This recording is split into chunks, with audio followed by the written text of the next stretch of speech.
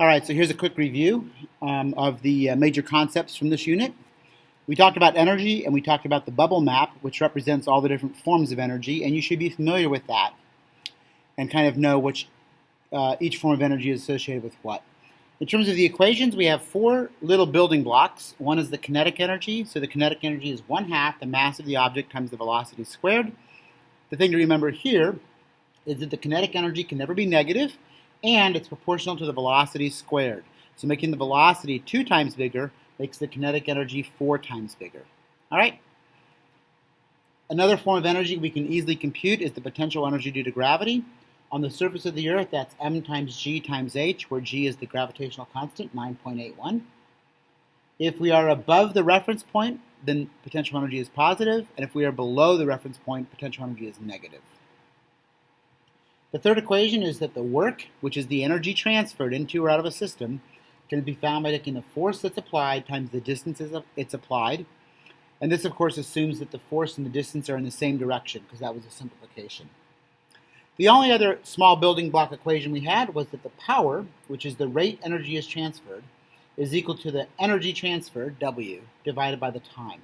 Okay, so that was the kind of building blocks that we used to put together the big idea, which is that the mechanical energy of a system at the end of a problem is equal to the mechanical energy at the beginning plus any transfers. So I suppose it'd be helpful here just to remind ourselves that the mechanical energy of a system is simply equal to its kinetic energy plus its potential energy.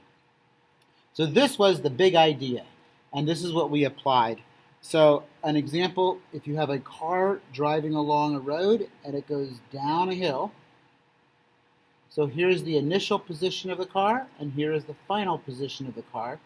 We're going to call the bottom of the hill y equals 0. And suppose you know the initial height, h0, and you want to know what's the velocity at the bottom of the hill. You're going to apply this principle. So when you apply this principle every single time, you're going to get 1/2 mv final squared plus mgh final. That is the final mechanical energy. That's going to equal the initial mechanical energy, which is 1/2 mv initial squared plus mgh initial. That's the initial mechanical energy. And then we will add any transfers that we might get.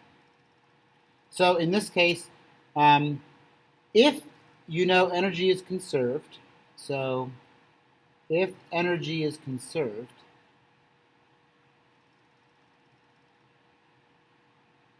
that means that W equals 0.